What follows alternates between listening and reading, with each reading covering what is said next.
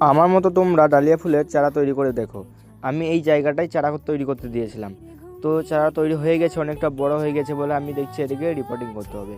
তা আমি একটু ভালোভাবে দেখে নিচ্ছি যে শিকড়গুলো ঠিকঠাক আছে কি না। তো শিকড়গুলো ঠিকঠাক রয়েছে, সেই জন্য আমি সয়েল মিক্সড ভালোভাবে করে নিচ্ছি। সয়েল মিক্সড করে নেওয়ার পর আমি আর সামনে যে এই টবটা দেখতে পাচ্ছ, এই টবটাতে আমি এই গাছটাকে বসাবো।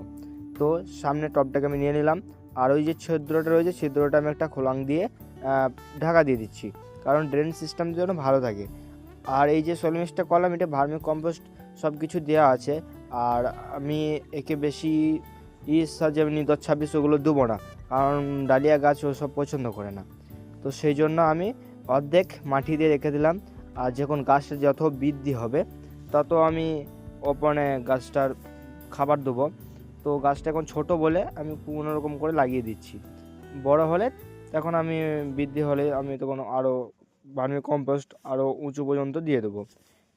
এই পর্যন্তই, টাটা, বাই বাই।